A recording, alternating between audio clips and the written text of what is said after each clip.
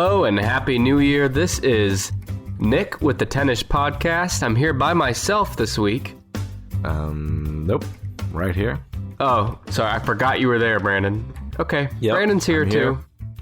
This is the first episode of the year 2019 AD. And we're going to cover another top 10 list this week. I kind of figured we would. Brandon, we are live in the ears of our listeners right now. Right. Tiny little man who live inside your phone. Right. We're live right now. It is January 2nd, 2019. So how was your new year in the past? It was awesome.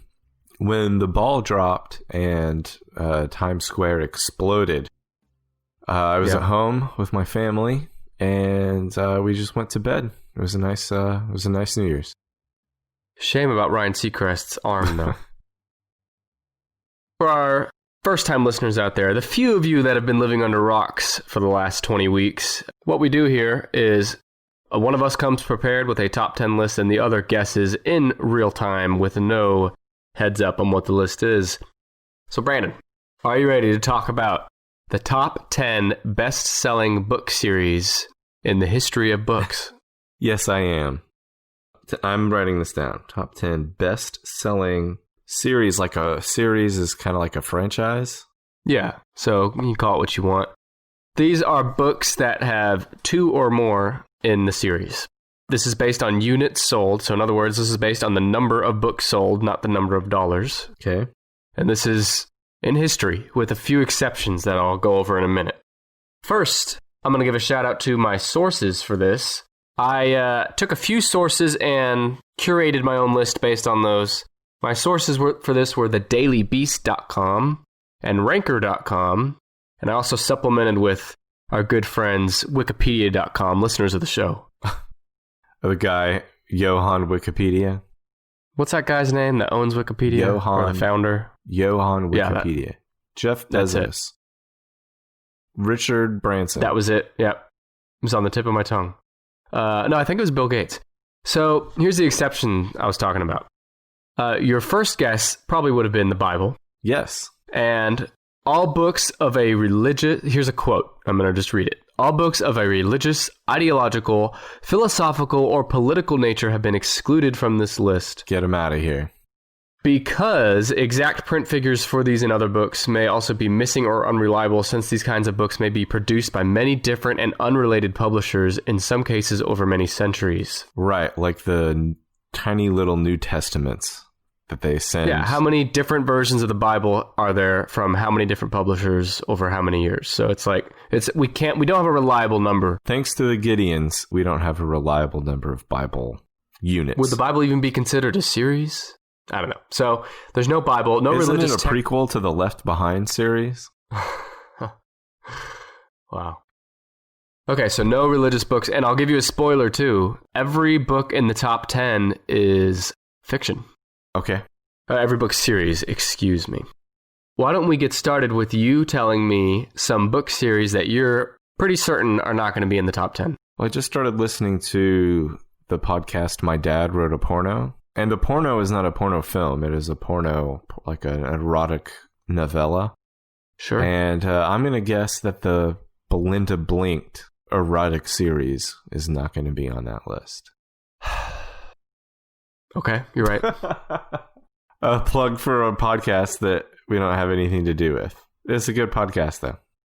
Okay, for a book series not in the top 10, how about Captain Underpants?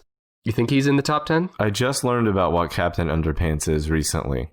I did a book report on Captain Underpants in elementary school. I just learned from some elementary school teachers that Captain Underpants is hated amongst serious educators. Well, there's also a movie that came out fairly recently. Starring a child in his underwear?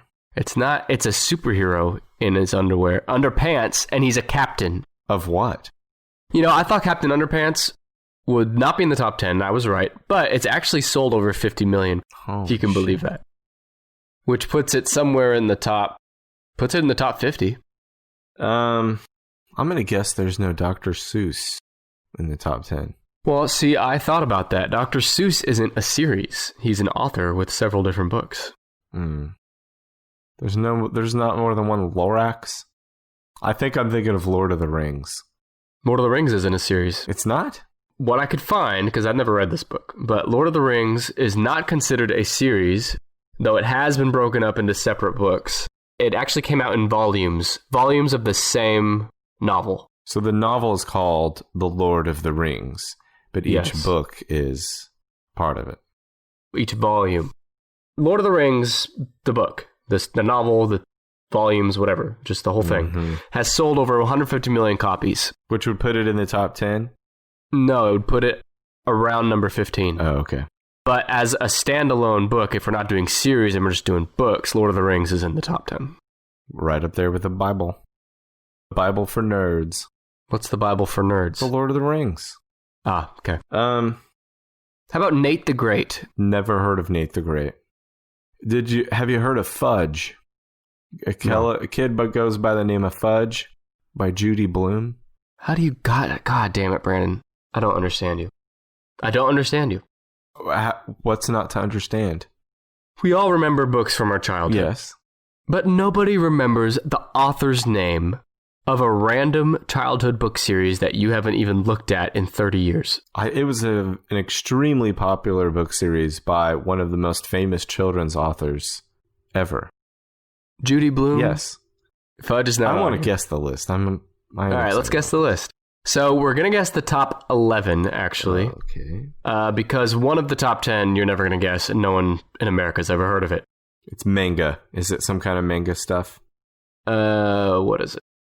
Okay, it's a French book. Maybe I'll be wrong. Maybe you'll surprise me and you've heard of it. But we're going to do the top 11, and I have the top 30 in front of me. Give me a guess. What do you think is in the top 10? 11. The Dark Tower series. No. Okay. The Dark Tower series is a Stephen King series that I hoped and prayed would be on here, but it's not. It's not even in the top 50. It didn't even scratch the ass of this list. It's 30 million copies sold between 8 books. Great series. I highly recommend it. It's got elements of horror, fantasy. Babysitter's Club. Wow. I'm impressed with that guess. Is it on here? The Babysitter's Club is number 13. God damn. But get this. Here we're going to talk about this a lot on this episode. And it's not about your butt. Mm-hmm. It's about how many books there are in this series. 335 books in The Babysitter's Club by Anne Martin. I don't know if Anne Martin literally wrote all 335 or not. God damn, that's a lot of adventures. It sold 172 million. So there's your barometer. Number 13, The Babysitter's Club, sold 172 million. Do you happen to know what years The Babysitter's Club was at its most popular? I don't know what its most popular is, but I know it was first published in 1986, and it's still being published to this day. I have no idea what The Babysitter's Club does. I know what the name implies. They babysit, right, Brandon. But what they supervise children. Are their adventures dangerous? Are they exploring lost mines for treasure? I think it's like the Sisterhood of the Traveling Pants sort of thing. They share pants? They just take off their pants. Do girl stuff. Well, let me guess Harry Potter then. Do you want me to reveal the rankings? Yes, reveal the rankings. I'm going to need that. Harry Potter's number 1. Good. And I want everyone to rest assured, if there was any doubt and any worry in your little hearts, put it out of your heart right now, because I have a copious amount of #Nick's notes to accompany today's list. Are you ready to dive into the world of Harry Potter, which you and I are experts in?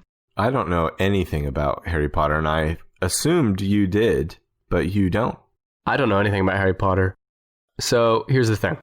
Harry Potter was written by Stephen King, and the novels chronicle the lives of a killer clown that live in a sewer of a hotel called the Overlook, until one day, a space ranger named Luke Skywalker. This doesn't sound right. Harry Potter was written by J.K. Rowling, and the novels chronicle the lives of a young wizard, Harry Potter, and his friends Hermione Granger and Ron Weasley, all of whom are students at Hogwarts. Is Hermione a common name in England or Great Britain? You sound like a damn muggle right now. Hermione is such a... I just never ran into another Hermione, and I'm wondering... And I wonder if, before the movie came out, if everyone pronounced it Hermione. I think they did. I remember hearing something about that. And then the movie set everybody straight. But something about the name Hermione it strikes me in the same way that, you hear people can't stand to hear the word moist. Hermione does the same thing to me.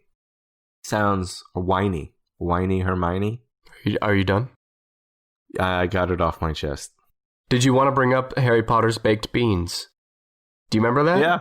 You took us on a sidetrack last week. That was one of Brandon's bullet points about Harry Potter, is that he had some magic jelly beans. But he didn't. Like nasty stuff. Yes, he did. He didn't have... No, he didn't. Harry Potter didn't have... The brand Harry Potter. He didn't hold them in his hand and give them to me. And did he climb the beanstalk? They weren't those kind of beans. The main story arc concerns Harry's struggle against Lord Voldemort, a dark wizard who intends to become immortal, overthrow the wizard governing body known as the Ministry of Magic, and subjugate all wizards and muggles, which are non-magical people. Oh, the stakes are really high. He wants to live forever and control the entire world. No, I didn't hear that. He said he wants to take control over the Muggle land. That's the whole world. Oh, subjugate? Okay. Yeah, He wants to make... No, not only take it over, but make them his slaves. He wants to become God. Those are huge. He should write the Bible. Those are huge stakes. No wonder Christian fundamentalists got upset about Harry Potter. Yeah, I can see it now. Lord Voldemort is Lucifer. Well, yeah, but the people that were outcrying didn't know the specifics. They didn't know Lord Voldemort. They just knew there was magic. Sorcery! Do you remember the craze of Harry Potter? No, I remember I was in college and there were people around my age that were like waiting in line to see this movie, and that was the first I had heard of it. Well, that's just the movie. I remember before the movies when the first book came out. I guess I missed that. I was in elementary school, and I knew people that had to read it in secret. Because it was nasty? Because of the Ministry of Magic corrupting their young Christian minds. Got corrupted, started sticking jelly beans up their ass. Little did their parents know that their minds had been corrupted by the large amounts of porn they were already looking at every day. Harry Potter has 7... books in the main series, plus 8 supplemental books. First published in 1997. Whoa. There's more what are the supplemental books? Oh, I think they're about like, here's a list of a compendium of all the creatures you can find. Well, yeah, I don't really know what they're counting as supplements and not, but I have 8 supplements here from my source. Okay. Published between 97 and today, there's been 500 million copies of the Harry Potter series sold. And other than one other series in the top 11, no series has fewer installments than Harry Potter in the top 11. In other words, with one exception, no other series in the top 11 has less books that have sold more. Aha, that is a good clue. The 7th and final volume of the main series, Harry Potter and the Deathly Hallows, became the fastest-selling book in history with more than 11 million copies sold in the first 24 hours alone. How did people know that the book was really good when it first went on sale? Well, it was the final book in the series. Oh, the final book in the series. I guess they didn't. Yeah. They still didn't know if it was any good. They just had to get their but they had to see how it ended. So how did it end? Did he... I don't know. Did it... Harry dies, doesn't he? Huh? Spoiler alert. I don't know if that's even true. I haven't even seen the movies. I've seen one. I saw the first one. He's the boy who lived. What? That's one of the names for him, the boy who lived. I don't know how I know this stuff. I just know it. Or maybe he comes back to life. If he's supposed to be the Jesus of the series, then maybe he's resurrected. Brandon and I don't know anything about Harry Potter. I have all the books here. I could read them. So even though this is a book for, at least originally, for young teens and adults, I don't know if by the end it was still that way or not. I know the movies kind of skewed older as they went along. The movies go through puberty. Yeah, but I don't know if the books do or not. But according to the author, J.K. Rowling, the main theme of the series is, quote, death. Other major themes in the series include prejudice, corruption, and madness. And magic. The book series spawned films, video games, theme park attractions, and more, and the film series has grossed almost $8 billion globally, and 5 of the series' 8 films are among the 50 highest-grossing films of all time, with Harry Potter and the Deathly Hallows Part 2 as the highest grossing in the series, and one of only 36 films in history to gross over $1 billion. Pretty crazy. I'll tell you what else it grossed me out. So how many Harry Potter scenario clips have you watched on Pornhub this year? 0. I didn't know. I didn't know any of those exist, but I'm already giggling about like magic wand jokes and spells like or he who shall not be named. So imagine being J.K. Rowling, who I don't know anything about, but I do know that she was not famous prior to Harry Potter. So imagine how her life blew up with this series. I mean, it's crazy, right? She's got to be what is she, a billionaire? Oh, here, I'm looking right now. She's estimated fortune worth 600 million euros. That's weird. That's like Paul McCartney money. She is the UK's best-selling living author. Oh, she was once a billionaire, but she lost her billionaire status after giving much of her earnings to charity. That's good. Oh, well, great. Now we can't make any jokes about her or talk shit about her. So does that mean she gave more than $400 million away to charity? At least. Isn't she also one of those inspirational stories for like she didn't start writing until after she was like 40 years old or something? I gotta do something with my life. So J.K. Rowling, she's like satanic, right? Because she's into magic and shit. Yeah. Okay. What else you got? Sherlock Holmes. No, Sherlock Holmes is not even in the top 50. So let me tell you a little bit about the top 11. Encyclopedia Brown? No.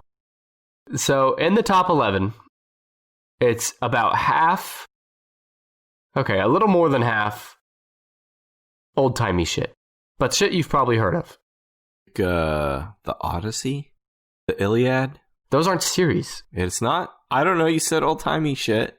I'm spitting. Well, I don't mean that old-timey. I mean this fucking millennium. Jughead? The Adventures of Tintin? Those were good guesses. Wait, a book series. The Wizard of Oz. That is a book, isn't it? Is it a series, though? There is a series. There's a couple. It's not just The Wizard of Oz. He wrote. It's not in the top 10, or not even in the top 50. What when you say old timey? What kind of timey are you thinking? Like Boxcar Children, old timey, or Uncle Tom's like Cabin? Oh, Tom Sawyer, Huckleberry Finn. No. Nancy Drew. Nancy Drew is number 8. I knew it. Yeah, it only took you 10 series to get through. Nancy Drew is written by various authors as Carolyn Keene. Why do they do that? Why are they stripping themselves of the credit due a Nancy Drew author? The books are ghostwritten by a number of authors and published under the collective pseudonym of Carolyn Keene. I don't know why. But so get this, Harry Potter is number 1, right? And there was 7 books plus 8, what did I say, supplements? Mm-hmm. Is that the word? Yeah. Yeah, 8 supplements, so 15 in total, let's say. But really, 90% of the sales have come from the main 7, so let's just say 7. And Nancy Drew, number 8, has 175 installments, and it has sold not even half as many as Harry Potter. It's pretty amazing. And Nancy Drew's also been around since the 30s. So that's your definition of old-timey. Basically, the last time where like every photo was black and white. Think about your childhood. Books that came out around your childhood, like Nancy Drew. That's old-timey. So Nancy Drew has sold 200 million compared to Harry Potter's 500 million. It was first published in 1930 with new books still coming out today, 175 books to date. God damn, she's old as hell. The culture, well, it's, all right. A cultural icon, Nancy Drew is cited as a formative influence by a number of women, from Supreme Court Justices Sandra Day O'Connor and Sonia Sotomayor to former Secretary of State Hillary Clinton and former First Lady Laura Bush. Yeah, because she's an independent thinker. She's like well-educated and adventurous, right? We did say this was fiction. Oh my God. I've never read Nancy Drew, but everything I know about her character is like Nancy Drew is someone who would probably grow up to be a Supreme Court Justice or Secretary of State. But Or have a reality show like the Kardashians. The books have been... The Nancy Drew for 2018, just like, there's a chapter on how she like shakes her butt in front of a mirror. Shakes her butt. Puts it on Instagram, gets in trouble. I was reading that Nancy Drew has gone over a lot of changes over the decades where she's been modernized because of course. They made her butt big and gave her duck lips. So what was the modernization? You don't know? I didn't get that deep into it. I just read that she, they incorporated like modern technology, like cell phones and stuff into the stories. Oh, okay. Well, that makes sense. I don't think they're probably not gonna fundamentally change Nancy. Did they update her name? But is Nancy Drew intended for kids or teens? Yeah, I think it's like 12, 13-year-old girls, maybe 11. Yeah, tweens. Those are tweens, right? I don't know. Nancy Drew is featured in 5 films, 2 TV shows, and a number of popular computer games. Yeah, I bet.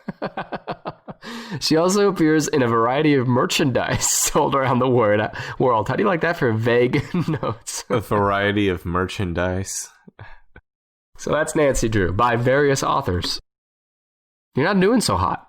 No, I'm not. I'm trying to think about how bad that Nancy Drew video game probably is. On the computer, Brandon. On the computer. You just sounded like my grandparents.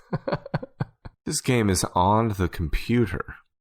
If you can imagine such a thing. How about the Hardy Boys? No. Hardy Boys are... I already said Jughead, right? Yep. Neither of those are in the top 50. Book series. Okay, can I tell you why I got like part of a problem? Sure. With this? You have a big problem with your attitude, your podcast hosting skills, your butt. It's because when I was a kid, I used to head straight over to... have I mentioned this on the podcast before? I would head straight to the adult nonfiction. And yes. Yeah. You don't have to actually have read these books to know about them. I haven't read most of these. Goosebumps. Yeah, Goosebumps. Where do you think Goosebumps ranks? Show me Goosebumps. Goosebumps. God damn, Goosebumps was hot. Goosebumps was all over the place. Goosebumps is number 5. 2. Only Harry Potter is higher than Goosebumps. Goosebumps also written by J.K. Rowling.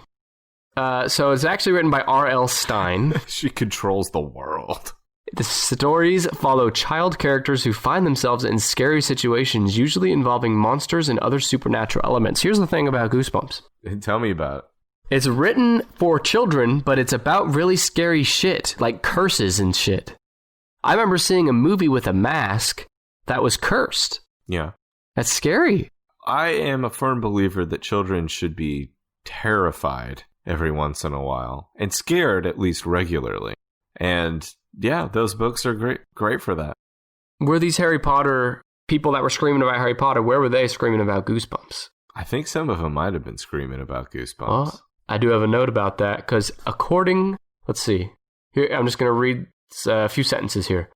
Goosebumps was listed 15th in the list of most frequently challenged books during the 1990 to 1999 period, and 94th in the list of the top banned books during the 2000s by the American Library Association. According to the American Library Association, the challenge is an attempt by a person or a group to remove or restrict materials from a library or school curriculum. The series was challenged for being too frightening for young people and depicting occult or demonic themes. It's what I can understand. Banning is such a strong word. I can understand a librarian saying we're not going to carry the books in the Goosebumps series because I feel that they have an extremely low literary value. But even so, who is that person? Who's that librarian to say? Yeah. I still, right? I'm just saying I can see that happening. I can somewhat understand her point of view. I still think it's wrong. Anything that can get a kid interested in reading is fine. But the argument about, try to imagine, that's what I don't understand about all this kind of crazy stuff, is if you like follow it through its natural logical conclusion. In this case, we'd be talking about a grown-up, like a satanic, devil-worshipping grown-up. A guy with like skinny guy with long black hair and dark eyes. And if you asked him like what got you started on this path towards like cutting pentagrams in your arm and burning candles in a circle and doing these rituals, and he was like, fucking Goosebumps. I mean, I think that's how Hitler got started. On a Goosebumps book. He would have had to time travel to the future, though, because the first Goosebumps book came out in 1992, which is a lot later than I thought. Maybe you make a great point. Maybe Hitler did travel to the future, and one of the things that he did was kill the inventor of the time machine so that he could not go back in time and kill baby Hitler. I think the odds are high that you're right. I once tattled to my librarian that a book had the word damn in it, and this is... Why did you do that? Because I was a good Christian young man. Wait, did the book really have the word damn in it? Yes. What did she do about it? I don't remember. I think she just said, well, sometimes books have bad words in them, but that's just fucking life, you little 7-year-old idiot. She just immediately ran straight over and set one of the bookshelves on fire. You're like, that wasn't even the bookshelf with the book on it. So the book came out in 92, or the first book came out in 92. It's still being published today. There's been 62 in the main series. You're still doing them? Plus a bunch of spin-off. R.L. Stine's still out there, bruh. It's also spawned a TV series and feature films starring our friend and listener of the show, Jack Black, as R.L. Stine. There have been 6 Goosebumps video games, which I would love to play, as well as a comic series titled Goosebumps Graphics with an X. Oh, yeah. That had to come out in the 90s. Did I mention that it sold between 350 and 400 million? So Harry Potter's got Goosebumps beat by about 100 million at least. Okay. Let's take a quick break, though, Brandy, because there is a new podcast I want to tell you about. Is this someone who's paying us to... Yeah, this is sponsor of the show.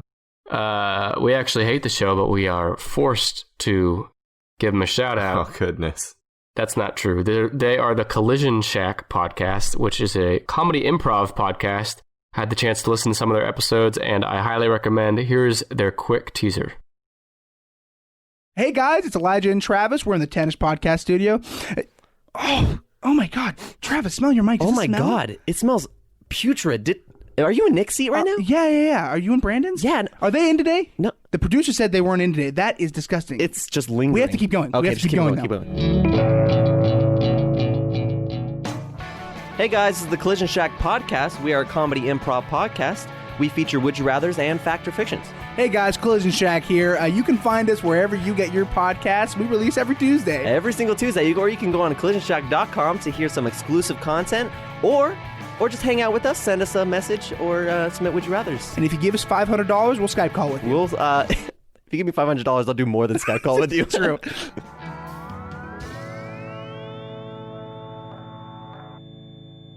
So, Brandon, they mentioned your chair stinking. How many hot dogs had you eaten that day? And how many hot dogs were present at your desk at any given time?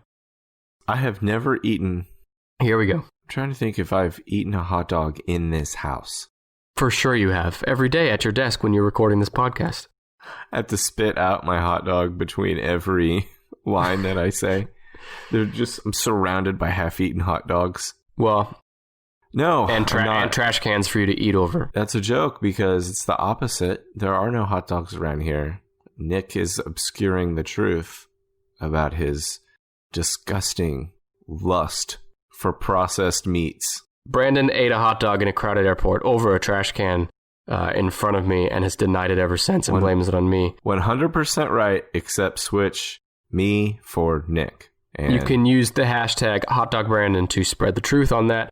Thanks again to the Collision Shack podcast. Check them out. Now let's get back to the list. Mr. Brandy, what do you think is in the top 11 best-selling book series of all time? Is there anything by Stephen King on here? No, I was disappointed to say. Is there anything else on here for kids? Yes, plenty. There's also old man stuff for you. I'm not thinking about little kid stuff. Little kid stuff sells well too. I'm going to help you here. Okay. I'm not going to help you. I'm going to list off a bunch of popular series that are below number 30. So they're not in the top 30. Okay. Song of Ice and Fire, also known as the Game of Thrones series, is not in the top 30. They're number 41. Jack Reacher, number 47. The Magic School Bus is number 48. Winnie the Pooh, number 42. I already covered Lord of the Rings. The Twilight series is number 27. Oh, shit. Oh, so they are in the top 30, excuse me. But they're, okay, so Twilight. No Sherlock Holmes and no Curious George. See, okay. Guinness World Records is number 31. Did you ever own a copy of the Guinness Book of World Records? I used to be obsessed with the Guinness World Records, and I would spend many hours in the library just sitting and flipping through the pages.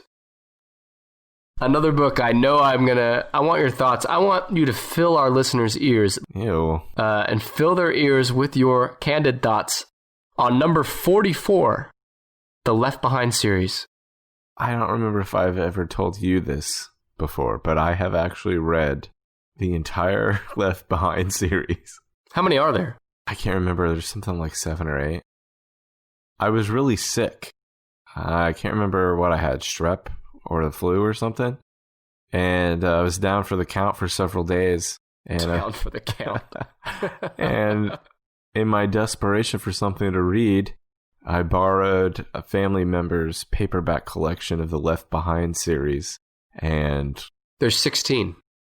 yeah, I guess I read them all the way from the original Rapture through Jesus and his angels returning on horses and chopping people's heads off. Wait a minute, I have so many questions. Mm-hmm. One, does it follow the same characters through the whole series? It follows the same few main characters. You might remember they made a movie of the first Left Behind book, and it starred Kirk Cameron. His character in the book series is Buck Williams. Buck Williams is introduced in the book series as the greatest journalist in the world.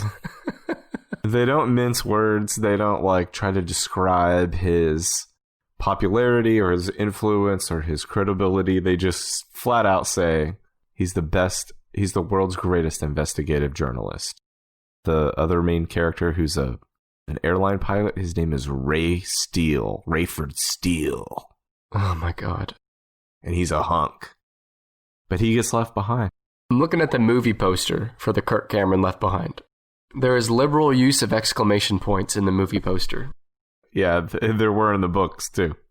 The books are written by a couple of guys who have a very, whatever religious sect or whatever they are, denomination they have an extremely literal interpretation of Revelations, where some people may interpret a plague of beasts that were like small horses whose wings were like that of eagles, and some kind of crazy shit like that. Most people would say well, it's something to be interpreted, or it's an analogy, or maybe it's even a vision of future technology that can't be described. But these guys, I know what you mean. These guys take a literal viewpoint on. So there's a point where there was a plague of tiny metallic horse type locust animals. What? So in Revelation, there is a plague described. One of many plagues is described of these small creatures that are part horse, part insect, and they swarm and stuff. God, that's scary. It is. The book makes it even more terrifying. I'm guessing there's no sex scenes. No, but sex is implied after 2 of the characters are married. But it is not without some serious consequences. Some of the main characters die. One is martyred. Her head is cut off in a guillotine. Wow. I read them all. Hang on. They were, and while I read them, I knew they were shitty, and I just kept on reading them. Kind of like the same reason you watch the Hallmark movies. It's the same reason you kept eating that hot dog. I don't know what you're talking about. But I'm looking. You sent me down a Left Behind movie wormhole with Kirk Cameron. I saw him in an airport once. Hold that thought. So Left Behind came out in 2000. Stars Kirk Cameron. The movie posters for these are all must-see. But there's Left Behind the movie 2000. That was a theatrical release. Then there was Left Behind 2 Tribulation Force. Hell yeah. In 2002. Where's Henry Zabrowski when you need him? That was a straight to DVD, and the movie poster features Kirk Cameron in a turtleneck, looking a direction, and with evil eyes of a man behind him in the background. Oh my god. That must be the Antichrist. And then there's one more, Left Behind, World at War. God damn. And then I had no idea on this. There was a reboot starring Nicolas Cage. What? In 2014. And there was a PC video game, Left Behind Eternal Forces, with several sequels. Oh, the third Left Behind movie had Louis Gossett Jr. All right, everyone. Here we go. Strap yourselves in. What? Go ahead, Brandon. You don't know who Louis Gossett Jr. is? Nope. Whatever. He's the Iron Eagle. Anyway, they were dog shit, and I read them all. Well, they're the 44th highest selling book series ever. Give me another guess. Oh, wait, you said, hang on, we got to talk about Kirk Cameron in the airport. Tell me about that. Just trying to make a connection in a very busy airport. I think it was Chicago. Was it Atlanta after? No. Was it before or after you ate the hot dog? No, I didn't do that. You did it. It was in Chicago O'Hare. I was by myself, just trying to make a connection. And I was face to face with the best investigative journalist in the world himself, Buck Williams. Not as tall as I would have guessed. Did you talk to him? No, he was headed the other way looking for his connection, and I also did not want to get into a conversation with an evangelical Christian. When you said he was heading to his connection, do you mean with Jesus Christ, our Lord and Savior? It might have been. He looked intense about wherever he was going.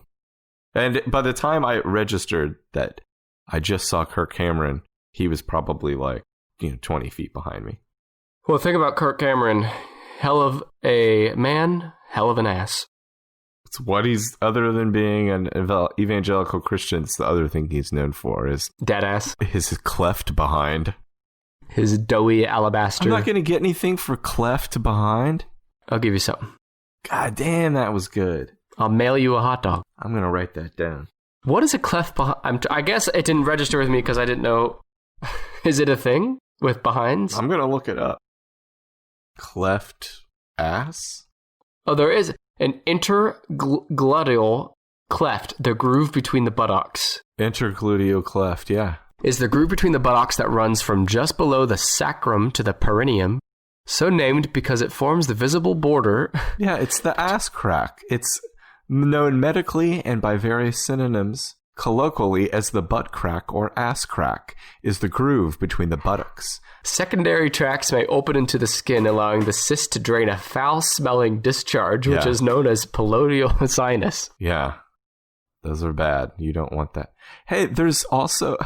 Hey, since we're on the same wiki page, there's also... It says, see also buttock cleavage. All right, let's take a look. I'm looking... There's a whole area on plumber's crack.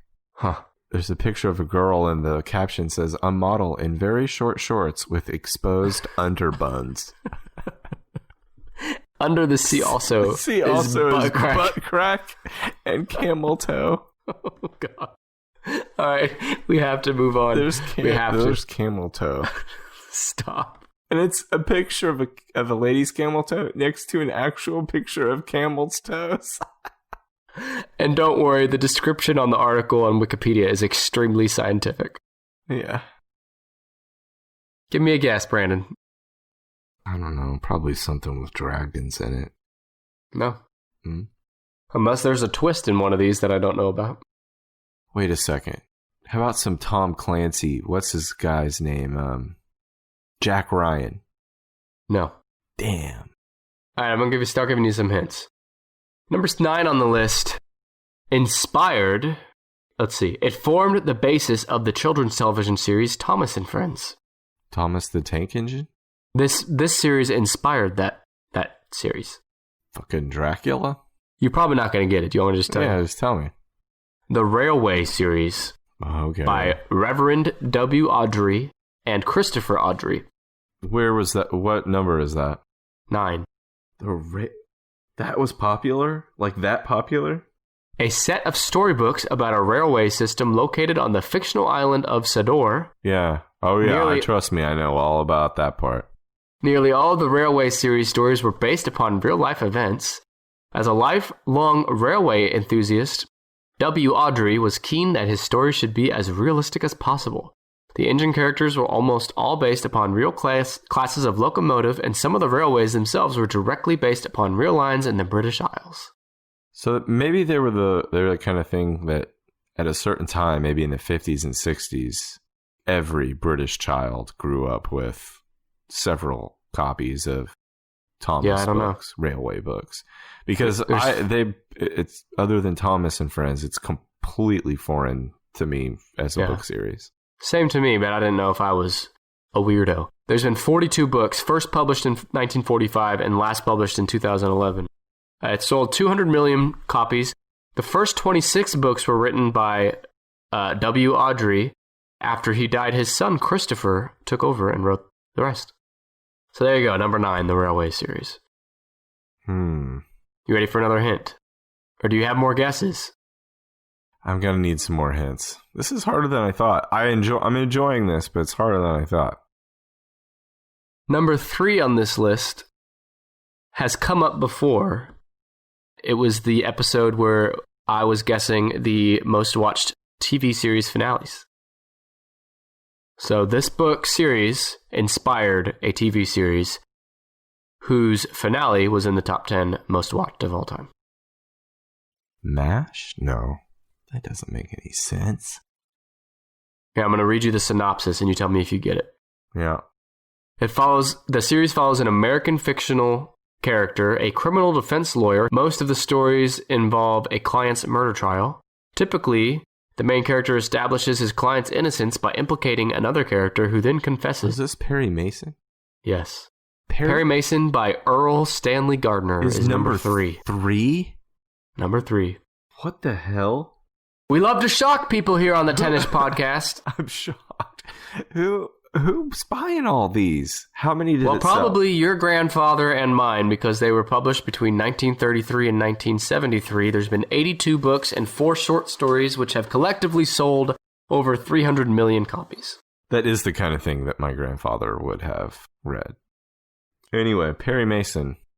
All I know is the black and white TV show and the theme song. I had no idea that this series was, like, bigger than Curious George. It makes Curious George look like dog shit. Yeah, Curious George has only sold 27 million copies compared to... You idiot. 300 million. So, the character of... What? What about Clifford the Big Red Dog? Glad you said that. Clifford the Big Red Dog is number 21.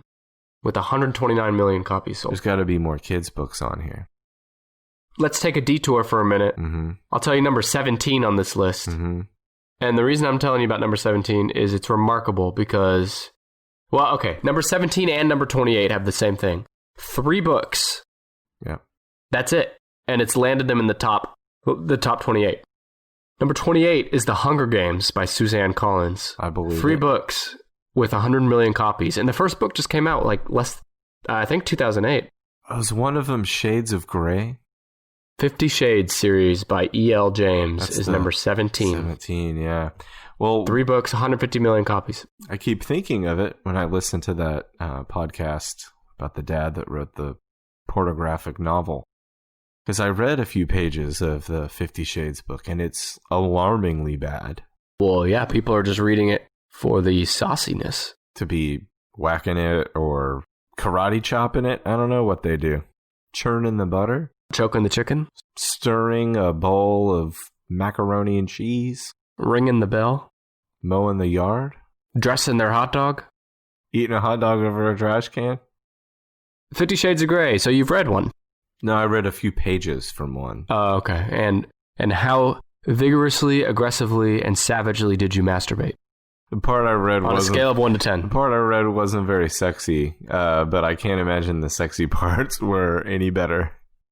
Do you remember how you might not remember this, but way back in the episode where we covered the top grossing horror films ever, yeah, I told you a story of my childhood where I slept, after seeing Child's Play when I was 8 years old, I slept with the Bible under my pillow for a few weeks to ward off any evil spirits, I guess.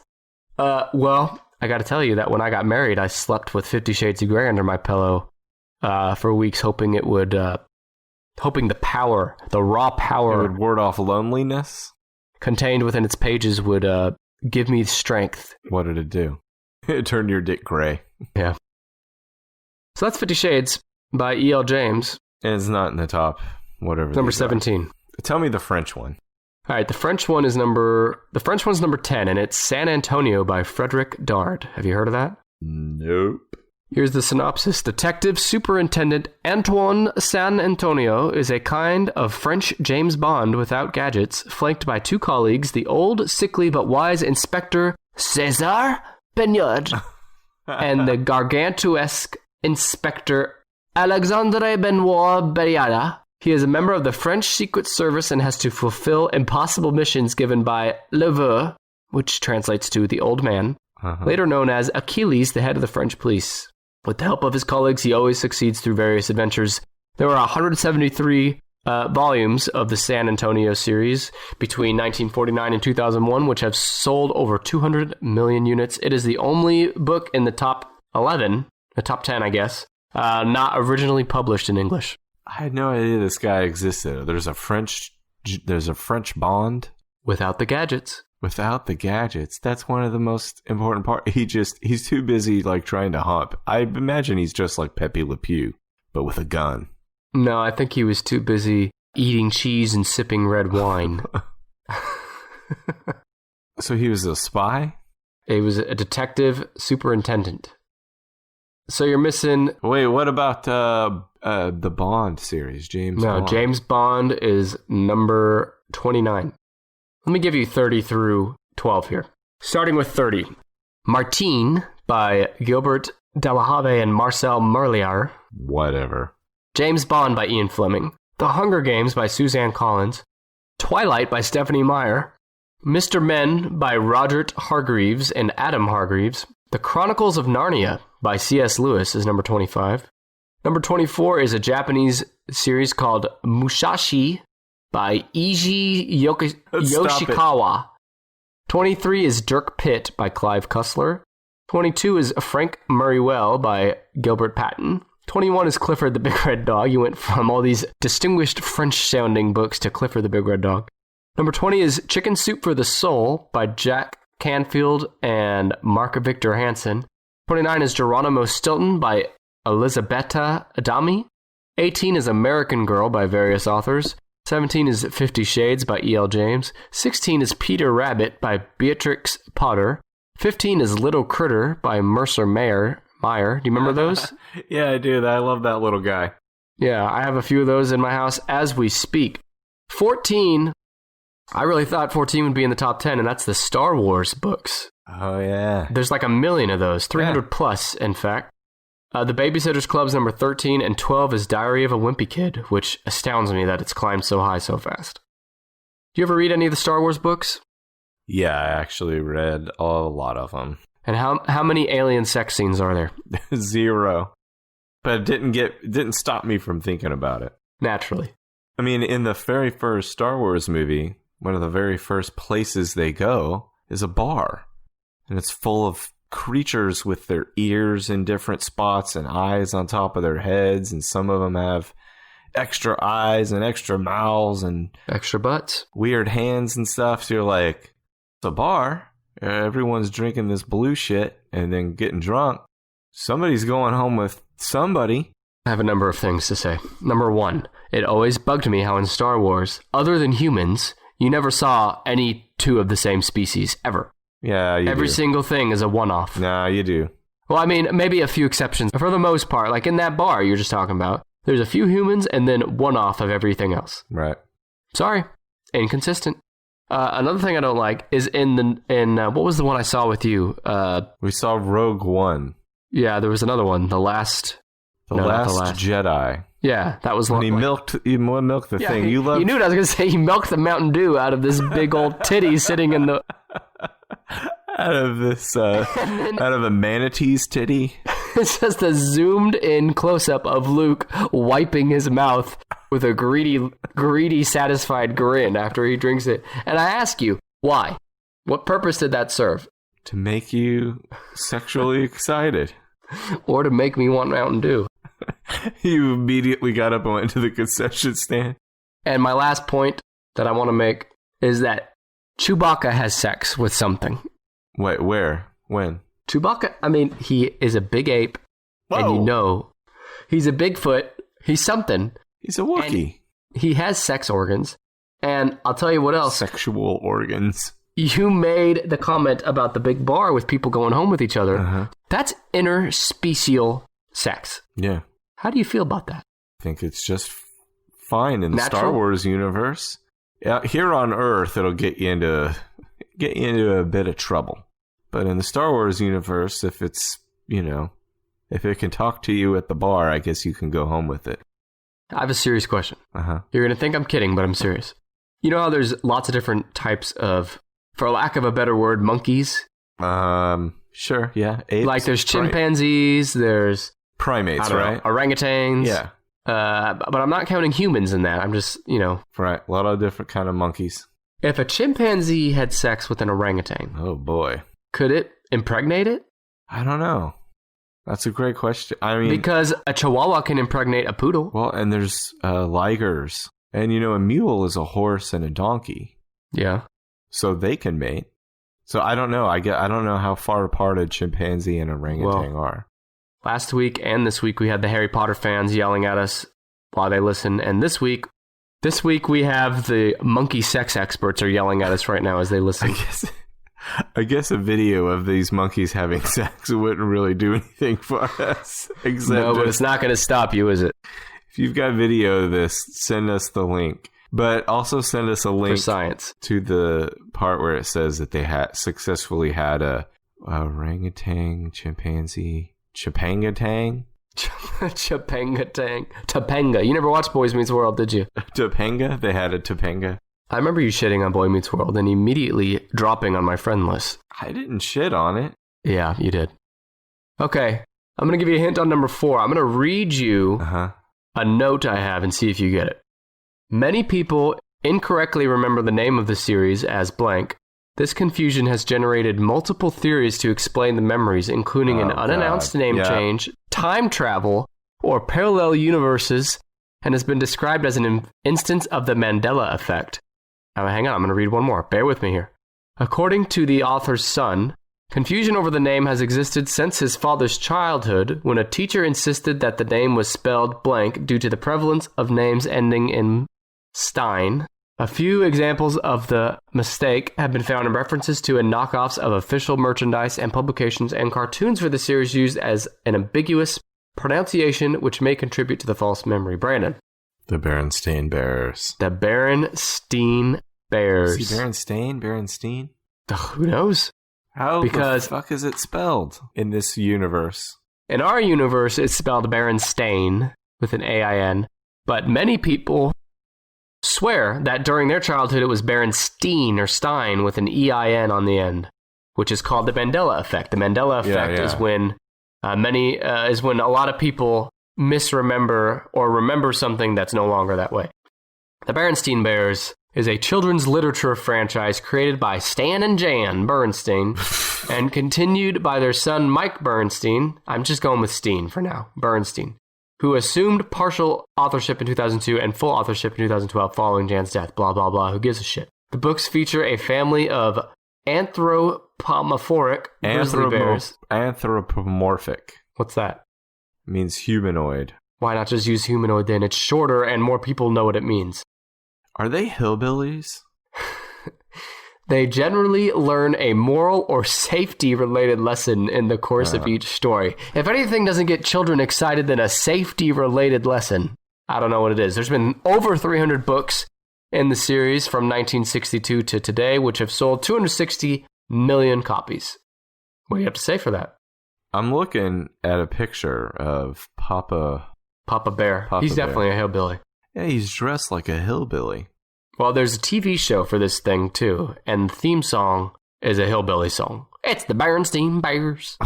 I'm reading the criticism here. Critics of the series have called it syrupy, unsatisfying, infuriatingly formulaic, hokey, abominable, and little more than stern lectures dressed up as children's stories. Who gives a shit? They're children's stories.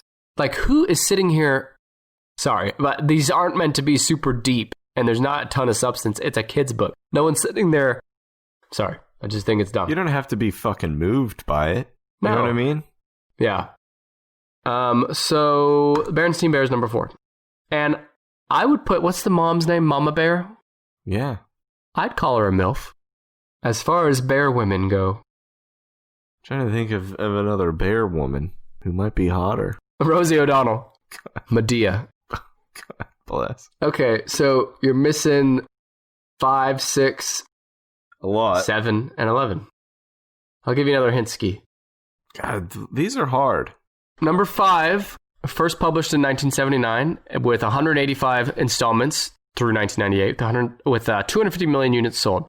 Originally created for 7 to 14-year-olds, the books are written in the second person. The protagonist, that is, the reader, takes on a role relevant to the adventure, such as a private investigator, mountain climber, race car driver, doctor, or spy. The stories are formatted so that after a couple of pages of reading, the protagonist faces 2 or 3 options, each of which lead to more options and then to one of many endings. So is Choose Your Own Adventure its own type of series? Because I know Choose Your Own Adventure. Yeah. Yeah, that's it. There's not like one franchise that does Choose Your Own Adventure, is there? Aren't there lots of different publishers? I don't know anything about this series. It's on the list. Okay. Well, what number is it? 5. Did you never read any of those, or did you? I choose my own adventure every damn day, my friend. I don't need a book to choose my own adventure. I wasn't very good at them. I always made decisions that led to my early demise. Were you better at those books than you are at sidekick hosting a podcast? No. The last one I remember reading was a ripoff of Jurassic Park, and I was frustrated because every decision I made led to me being eaten by a dinosaur.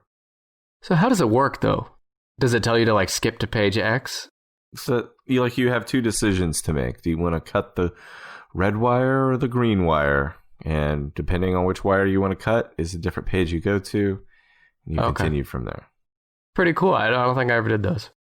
It's a great idea, but yeah, your options each time are limited to 2, usually. After you read a couple of them, you start to figure out, like, oh, I didn't like that ending, and then you just skip back. And how many times did your choices lead you to end up in a cheap porno? You just put the book down and start... like those, the story that leads to the climax of the porn film. Showing up to fix the cable? Yeah. No, they were way more fantastical, like being dropped on an island where, man is the most dangerous game, or he's running from dinosaurs and being eaten. I think I did a rock climbing one, too. Oh my god, I'm bored to tears. Do you want to give another guess? I have been idly clicking around like Wikipedia trying to find like some sort of list that might inspire me. All right, I think there's only one more in the top 11 that you could guess. Okay. I don't think you're going to get the others. So why don't we just focus on that one? Okay. So this book is a modern series, still around today. It's the new... Ender's Game? No. Good guess. Percy Jackson? No. This book is not for kids, or this series. Okay. Oh. It spawned a film series. Oh, Dan Brown, the... Yeah, you got it. Religious Jesus' foreskin. Interesting description. You've clearly never read the books or seen the movies. The first book didn't have something to do with, like... Jesus' bloodline.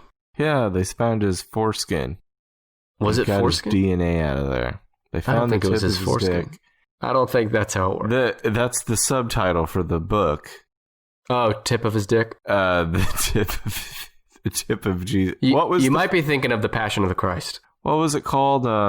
Demons and Angels. Angels and Demons. The tip of Jesus' dick. I think you're thinking of Passion of the Christ, the tip of Jesus' dick. That was really, looking back, like, you saw it, right? Passion of the Christ? Yeah.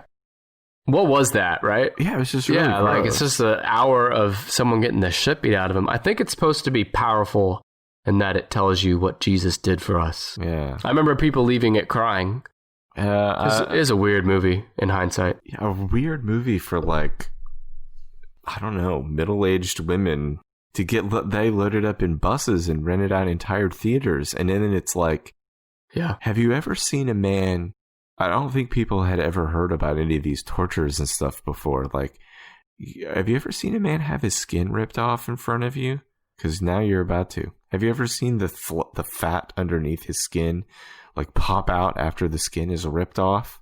Well, they're going to do that to your Lord and Savior on this giant TV or movie screen here in a few minutes. That seems like a weird thing to just load up a bunch of people and grab some popcorn. Or take your family to with kids. Yeah. I remember people made such a big deal about how it was Mel Gibson's hand in one of the scenes nailing his hand to the ground.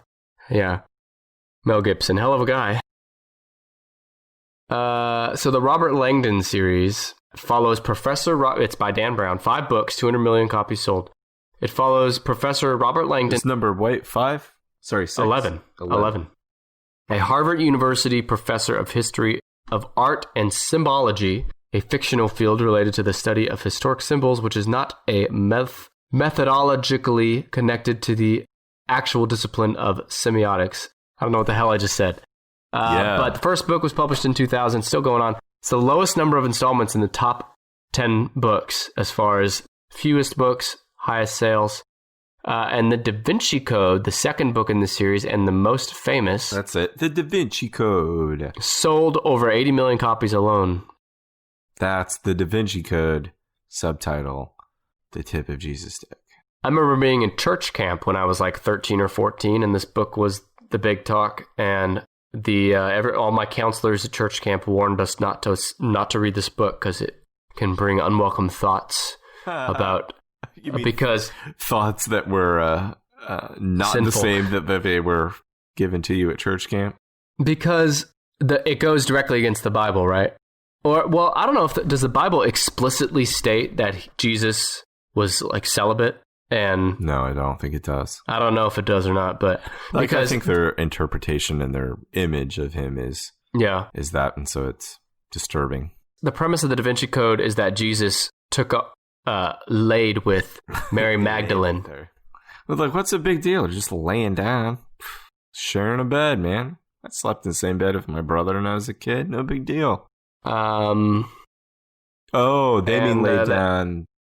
Yeah, like in a 69 position. Yeah, they 69, and they had a baby, and that led to the bloodline of Jesus Christ being carried all the way to today.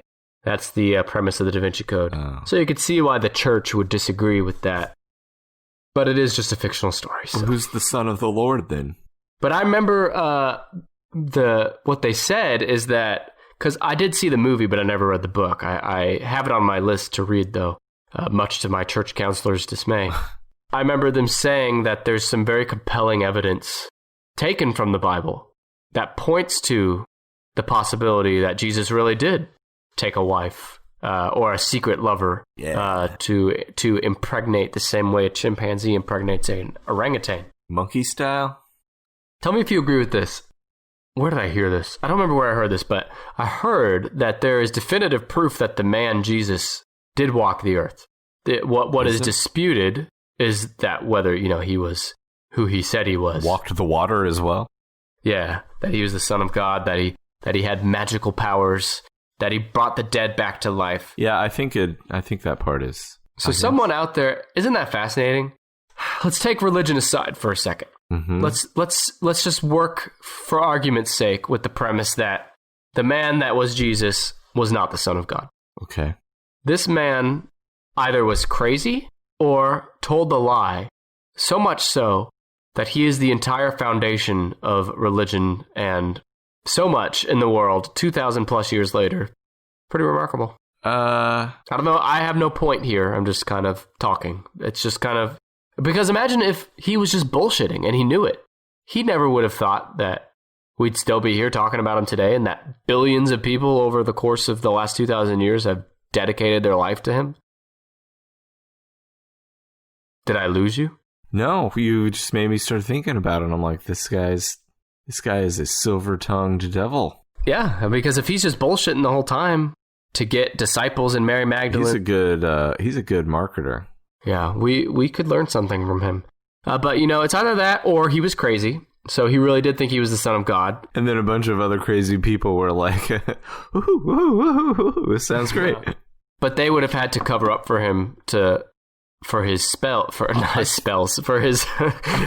deeds, right? Because if he really thought he brought someone back to life, then the disciples probably were like, well, we can't let him know that he didn't really do it, so we got to make this happen.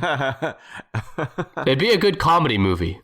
It's like, they're like, holy shit, Jesus, Lazarus is all dead, man. He's totally dead.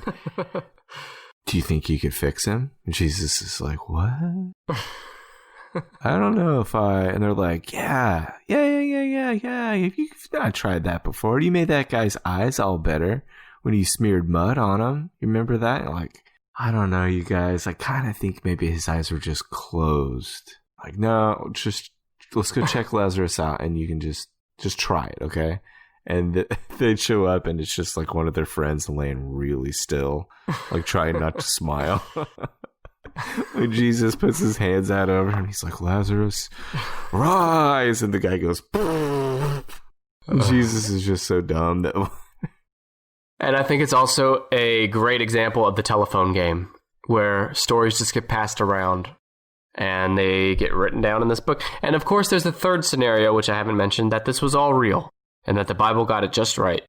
I'm trying to think of all the amazing things that would have had to have been true, like dragons. Are we talking about Old Testament too, or just the Jesus part? The Jesus part. Oh. Well, if the Jesus part is true, isn't the Old Testament true then? I think that's enough religion for one episode. Dragons. Where are the dragons? I don't know. Someone smarter than me said it references dragons in the Old Testament. George R.R. Martin didn't write the Bible. He never would have gotten it done. There's two more to guess.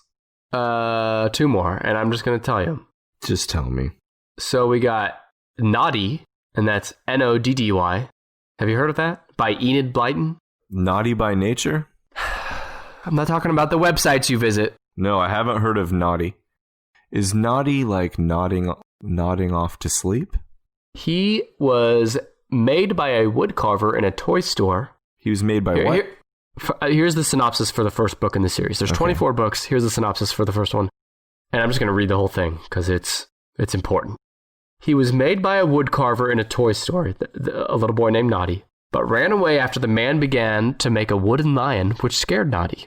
As he wanders through the woods with no clothes, money, or home, he meets Big Ears, a friendly gnome.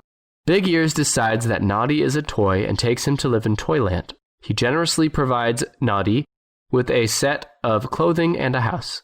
While Noddy is quite happy to be a toy, the citizens of Toyland are not sure that he is actually one. They put Noddy on trial and examine whether he is a toy or an ornament. Whoa! I love this.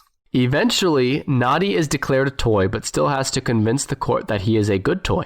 The judge accepts that Noddy is a good after a doll tells the court that he saved her little girl from a lion, and he is allowed to stay in Toyland. Noddy gets his car in the second book. It is given to him after he's helped solve a local mystery. Tell me your memories of Noddy. I have none. I thought you said you remembered this. No. You said you remembered this when I was reading. Did I? You said you loved this guy. No, I just loved what I was hearing about it because they... Oh, I thought you meant you were remembering because they put him on trial. Yeah, to be a toy or an ornament. Yeah. This is a kid's book. Yeah, I'm looking at pictures of the original Noddy and then pictures of a recent kids show. He's inspired a bunch of different shows since 1955. Here's an image from Facebook advising me to keep calm and love Noddy. He sold 200 million books since 1949. God damn. I've never heard of this in my life. British. God damn, they love to read books there, don't they? Bunch of nerds. I never heard of Noddy before. He looks like a sweet little elf boy. Yep, he's a toy. All right, number 6 is Sweet Valley High. Oh. By Francine Pascal and Ghostwriters. Do you know these books? I'm familiar with them, yeah. They are think in the same vein as Babysitter's Club, I think. Yeah, there's been 400 fucking books in this series. Since 1983 to 2003. In a 20-year span, 400 books. Do you think they cashed in on that cash cow? I think these are more, these are a little bit more spicy. 250 million books sold. I'll tell you about the spiciness. a series of young adult novels attributed to American author Francine Pascal, who presided over a team of ghostwriters to produce the series. That sounds controversial. Yeah. The books chronicle the lives of identical twins Brandon, twins Jessica and Elizabeth Wakefield, who live on the fictional street of Sweet Valley, California, a suburb near Los Angeles. The twins and their friends attend Sweet Valley High.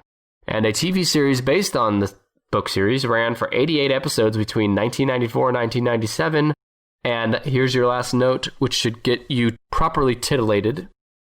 A film adaptation is in production now.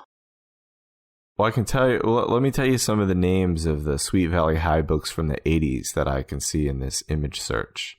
Okay. And how, like, they are hinting at spiciness. Here's one titled Secrets. Double Love, Wrong Kind of Girl. Ooh. All Night Long. All Night Long? Playing with Fire. Dangerous Love. I said double love, right? Yeah, double love. Dangerous Love. I'm still looking. Rockstar's Girl. Too Good to Be True. Heartbreaker. Who needs 50 Shades, am I right? You gonna add these to your reading list on Kindle? So, was there anything in these books that was like too... Did they ever get their hand slapped for being too nasty? Not that I know of, but it would not surprise me. Okay, here's a sweet list of Sweet Valley High books. So the first one's called Double Love. Ooh, I love when I love something doubly. It was released September 1st of 1984. Elizabeth Wakefield really likes Todd Wilkins, and he likes her. But her twin sister Jessica wants Todd for herself. Damn. Also, speculation is rampant about Mariana West, a lawyer in Mr. Wakefield's law firm. Do you ever get down on your knees and thank Harrison Ford that you don't have any girls to raise? Yeah. Things like the description of dangerous love bother me because... So the boys are really stupid, and if you have a girl, you have to worry about the bad decisions she will make, and then also the bad decisions of all these idiot boys. All right, why don't we review the top 11 here by Brandon? Yep. Before we do that, we have to give a quick shout out to one more podcast. That is the Conspiracy Asylum podcast, a podcast that discusses conspiracy, true crime, UFOs, the paranormal. I love that shit. Yeah, it's a new podcast. I listened to their John Benet Ramsey episode, and it's really good if you're into that shit. So here is their quick promo. Welcome to the Conspiracy Asylum. This is DJ Schwartz. Your straitjacket and padded cell awaits. Hello and welcome, co-conspirators. It's DJ Schwartz with the Conspiracy Asylum. For those of you that are checking us out for the very first time, I'll tell you what we're about. We are a podcast that is about conspiracy theories, true crime, UFOs, alien abductions. We cover everything that's going to scare the crap out of you and make you question your life. Here at the Conspiracy Asylum, we're a very interactive podcast. At the beginning of every podcast, starting with the episode this week, we will be having a trivia question. And if you answer the trivia question correctly about the previous episode, you get a sticker, courtesy of the Conspiracy Asylum. So go ahead and check us out. We are on Facebook, Twitter, Instagram, YouTube. We're everywhere. Check us out, theconspiracyasylum@gmail.com. We are on every single podcasting platform. If you love conspiracies, if you love true crime, you're gonna love us. Your straitjacket and padded cell awaits. That is the Conspiracy Asylum podcast. You can listen to them wherever you're listening to our asses right now. Brandon, are you ready? Yeah, let's review it. Okay, number 11, the Robert Langdon series by Dan Brown. Number 10, San Antonio by Frederick Dodd. What kind of... Is that supposed to be French? San Antonio, ha ha ha. You're always better at making fun of other cultures than I am. The Railway series by Reverend W. Audrey and his son Christopher Audrey. The Nancy Drew series is number 8 by various authors posing as Carolyn Keene. Number 7 is Nadi that's double D naughty, by Enid Blyton. It's the truth. Number 6 is Sweet Valley High by Francine Pascal and her ghostwriters. Do you think it's literally just a bunch of ghosts sitting in a room writing? Bad joke. This room is fucking spooky. Don't go in there. All right, number 5 is Choose Your Own Adventure. Number 4 is The Berenstain Bears by Stan and Jan. Number 3 is Perry Mason, Brandon's favorite show on Netflix. Number 2 is Goosebumps by R.L. Berenstain. Number 1 is Harry Potter by J.K. Rowling. That is the top 11 best-selling book franchises of all time. I should have guessed Animorphs. Animorphs, you should have. I only know about Animorphs from the memes, and they do make some of my favorite memes. I'm not familiar with the Animorphs memes. So how did the Animorphs become animals? Is it just they transformed? Well, no fucking shit. But was it like he hit puberty and he starts turning into a cat also, or I don't remember. Did a gypsy put a curse on him? I think there was a show on Nickelodeon called Animorphs. Well, it was like Nickelodeon had like a teen section. Uh-huh. Or, you know, what do they call that? Yeah, Nickelodeon. Yeah. 1998 to 2000 in the US and Canada. So it was short-lived. It was, let's see, the book series of the same name by K.A. Applegate. Uh-huh. Catherine Applegate and her husband, Michael Grant, writing under the name K.A. Applegate. Honey, I got a great idea for a book series. What if it was kids who turned into fucking kitty cats? Oh my god, look at this fucking cover. Do it now. Alright, I'm sending you a link.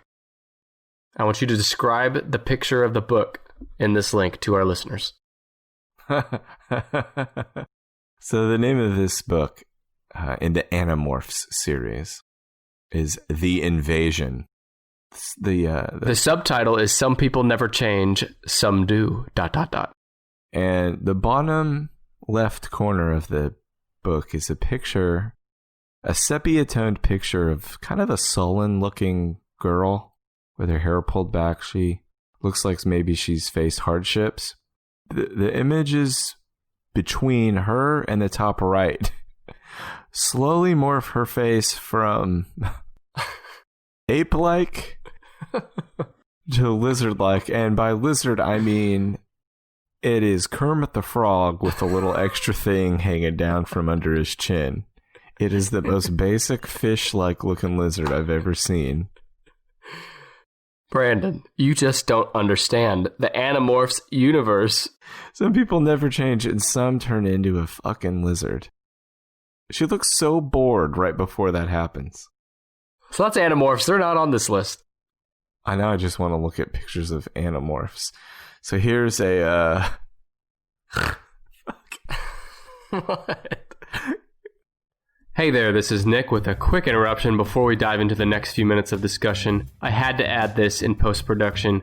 The next few minutes, Brandon and I are going to be brought to tears discussing the covers for a few Animorphs books, most specifically the book titled Animorphs: The Discovery. And even though we mention doing this while we're talking, I want to hammer the point home before we dive in. If however possible, make it happen. Pull up Google on your phone or computer, do a Google search for Animorphs: The Discovery, and look at the image results for that. The first 1 or 2 or 3 images will be the cover of this book, Animorphs: The Discovery. It's a picture showing the transition of a snake turning into a little kid. Another quick way to find it is just to go to any of our social channels at TennisPod, and it will be one of the top posts on there, a picture of this book. You have to see this picture. I promise you it's worth it, and it's going to really help as you listen to the next few minutes of discussion. If you can't pull that image up because you're driving or something, it's still worth it.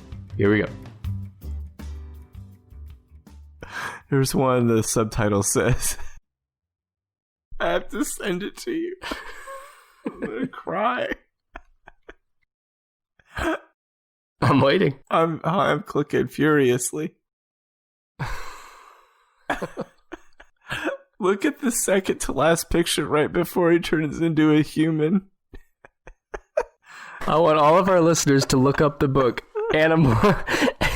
Animorphs: The Discovery. Look at the middle picture. Look at his face. He's got his hands in his pockets still.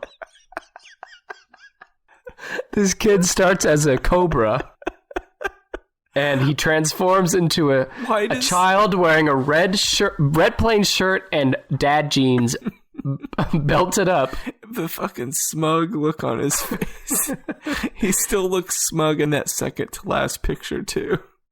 This is a must-see. Animorphs: The Discovery. Look it up. There's a girl turning into a starfish. Starfish, holy shit. But, holy why would you moly. want to be a starfish? Imagine how ripped off you'd feel as an Animorph if you got the starfish. Your friends get to be a tiger or a dog, and you're a starfish. There's one where a little boy crouches down and becomes a roach. Send it. Becomes a little roach. And he crouches down like he's just accepting his fate. He's like, okay, I'll get down. Oh my god. God damn. Oh my god, here's a little boy turn into a duck.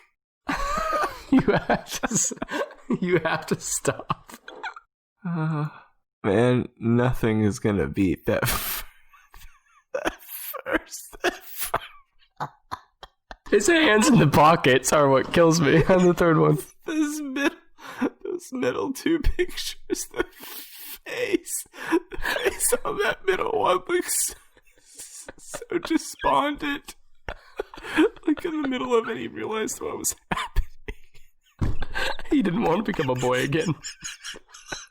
No, but he's smirking in his final state. Yeah, I know I'm hot. Holy shit. Imagine all the chicks you'd get if you were a snake boy. He's saying, hey bitch, watch this. You girls want to see some shit? Get ready to get wet. With the sky blue background. Yeah. Like, I don't understand the background either. He's standing. He's not flying. The background of every single one of these, it's like they just picked a random, like, I don't know, fucking clouds. What color do you want clouds? Orange. Just make them orange. How about on this one? Green? I don't know. Fucking fire. Put some fire back there. I like how it's a husband-wife duo writing these. Does that mean they take turns writing sections? I mean, what does that even mean? I write the snake, you write the boy. I'll meet you in the middle. Yeah, how come he doesn't have clothes on when he's a snake, but when he animorphs, he's immediately clothed in the most late 80s outfit I've ever seen. Those are some fucking relaxed fit jeans. You'd think a snake wouldn't be worried about that. Well, a snake likes to shed his skin, am I right? Oh, let's wrap this up. I'm going to wrap us up with one reading of a review on Apple Podcasts. Okay. This came from Jennifer Sandwich, who said, her name is Jennifer Sandwich. Sandwich. So dry, ... so good. Started with the holiday episode, but you had me at Grizzlies being pushed on you in Red Dead Redemption 2. Yeah. Subscribed. Digging the dry humor. Thank you. People, we will read the living shit out of your podcast reviews if you leave them on iTunes/Apple Podcasts. You have the app on your phone even if you don't use it. Go rate us 5 stars and read us a review, and we will read it on a future episode. Brandon, I'm exhausted. But we have covered the best-selling book franchises in the history of the written word. Do you have any closing words for our loyal listeners, including R.L. Stine and J.K. Rowling? I'll leave you with the words from The Discovery by K.A. Applegate. Get ready. There's a brand new Animorph. ... Animorphs, The Discovery. Look it up. We'll be back next week with a brand new top 10-ish list that will probably not be as well researched as mine with as many hashtag Nick's notes. But it's something. It's better than nothing. That's what's going to go on my tombstone. Better than nothing. Have you seen the Bird Box on Netflix? No, is it about Tombstone? No, while you were babbling, I was scrolling through Facebook and I saw Bird Box and it reminded me. Look at this. So Netflix does not release numbers usually for their movies or shows. Mm-hmm. But Netflix has announced that Bird Box broke a Netflix record with 45 million plus people watching in the first week. I gotta find out about this Bird Box. It's a movie. I watched it. It's good. Some people are hating on it, but I thought it was pretty good. Any boobs? Lots of boobs. Just kidding. But it does have Sandra Bullock, who's kind of a boob in her own way, am I right? She's been described as a boob. Sandy Bullock. All right, let's wrap this up. Way past Brandon's bedtime. Oh, yeah. Thank you for your astute attention, everyone, and we'll see you next week.